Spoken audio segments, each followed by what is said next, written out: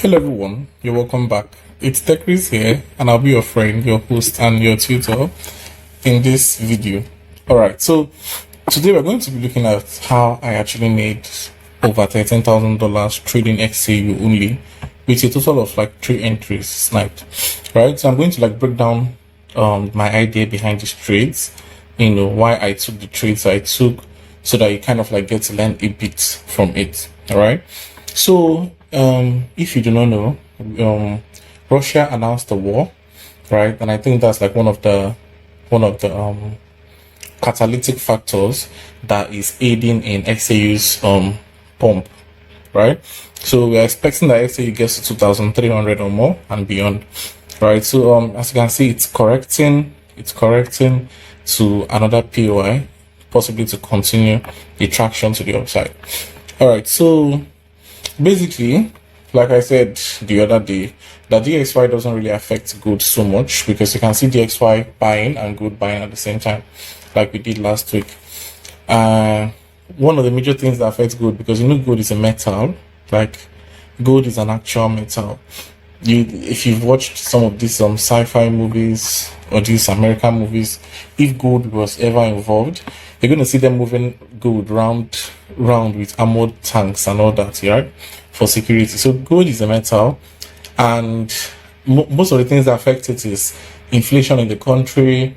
When there is war, when there is war, there tends to be the currency of the country tends to kind of like be unusable, right? So most persons or the banks, the country tend to like convert their cash to gold, so that even after, let's say, for example, nobody knows tomorrow, right?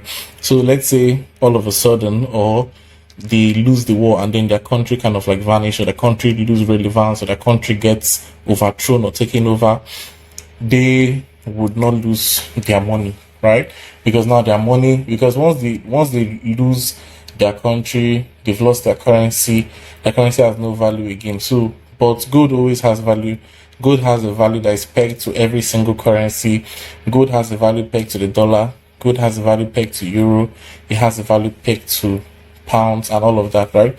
So you're going to find out that you can be able to like transact your gold with other currencies, and you're still a rich man, right? So that's like literally a little story I wanted to like talk about. So let's ignore this particular entry, right?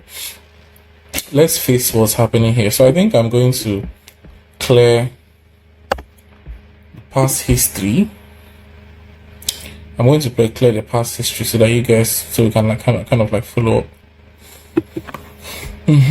All right. So I think first things first, when we actually kind of like concluded that, okay, yes, gold was bullish, is this pattern. I don't know if you're what the fuck shit. Sorry guys. Okay, I do this MacBook, once you go down below here, these tabs kind of like open. I wish I can stop that because it always distracts me. Anyways, if you've learned chart patterns properly, you should be able to tell that something like this is a falling wedge. And what happens in a falling wedge? A falling wedge or a flag, depending on how it forms. I'm not here to teach chart patterns. Anyways, I'm going to upload the video on chart patterns if you don't really understand it so much on the X100 ground. So make sure you're following that handle as well. Alright, so something like this is a bullish flag or a bullish wedge. Alright, so we expect that after price has broken out from this particular channel, we should see further push in price upside, right? So after the breakout, price would come back to retest before boom going. So now the retail people would expect that price retest somewhere here, right? But no. Sometimes price doesn't even retest there, because okay, we are currently in an SMC era and all of that. We kind of like tend to see price. Let me just arrange this thing very well so that you guys can.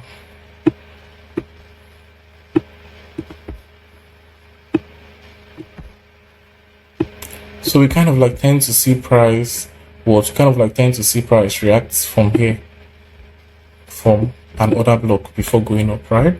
So if you've had the notion or the idea that price would always react from that line, that breakout line, please just keep it from your mind now. So yes, price reacted before to going giga bullish, right? So you can draw the pattern if you want. It's a very powerful pattern, which is also what I'm about to explain today. All right, so basically that was what happened here. So we can actually see the range break on XAUSD. We can see the range break, right? Although it did retest on the line, right? But it's kind of like sought another block, right? So if your line is on another block, then most likely you're also correct. One way to actually noting these chart patterns is that you should first put your candles to line so that you can draw them out very well. Turn your candles to line so you can draw them out very well. Now, one thing about the line is that the line eliminates wicks. The line eliminates what wicks, so it doesn't really account for the wick. So this is the actual chart pattern. Then you convert back to your candles and have your analysis. All right, so we can see that range break to the upside. We can see that particular break to the upside. So we're expecting a retest, right? So it is the retest that we want to catch. That is the most interesting part of this whole pattern. Catching that retest and watching it pump to this place. I think this should be the first target. The external range liquidity created. The external range liquidity created before price was reversed to retest. Alright, so that should be our first target minimum. Then any targets above that should be mere speculation or other external ranges. Now, in the case of gold, it is mere speculation because we're currently on all-time high. Nobody knows where gold is going to, right? Nobody for sure knows. Everybody is just speculating based on articles they saw online or from what have you, right? Gold has not tested these areas before, so they are not like historic areas or whatever. Anyway, so on these particular notes, how do you now actually get your order block from here? So remember that after a break of structure or after a shift, right? After a break of structure, after a shift, we expect price to come back to react to the other block and then continue its journey. So if you actually can see very well, this other block here has been mitigated. It has been mitigated. This other block here has been mitigated. You can see it's boom, boom, boom. Can you see that? It has been mitigated, right? So leaving us with the only option to actually pick this other block here, right? This other block here. We can actually draw it down to this particular loop, right? And just kind of like account for all of them, right? Most likely the other block I'm going to pick is this one behind, right? This one behind, but just not to miss entry, because you cannot frame a good setup and at the end of the day you're missing entry just because you did not actually mark out your other blocks properly. But this is where the actual other block is, but you can just take it up to this particular place so that we don't miss entry, right? So boom, and price did what? Snipe neatly on it and went up. So now if you actually note the pattern price was forming when price was going up, it is a very simple one. It is a very simple one. So I think I'm going to be cutting this video once we get to like 10 minutes so I can make it into 3 videos or 2 videos. Alright, so price is bearish, making lower lows and lower highs, lower lows and lower highs, and we've not broken this structure yet, right? That this is where the pattern comes in. We've not broken this structure yet.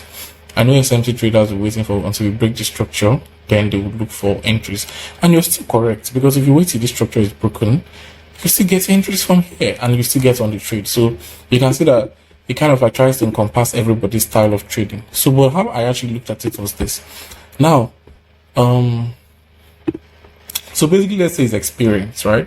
Let's say it's experience. So this is how I saw it, right? This is how I saw it. That gold has broken this particular range. Gold has broken this particular range. And so I don't consider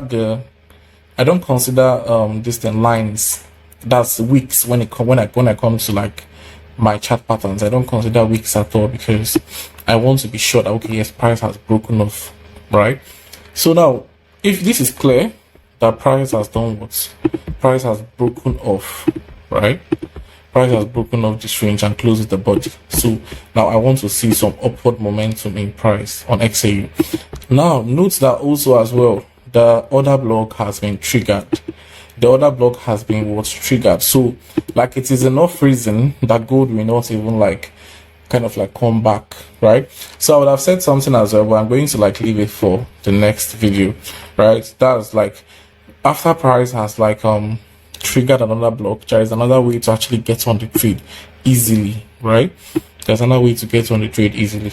So watch out for the next video. I'll see you guys in that one.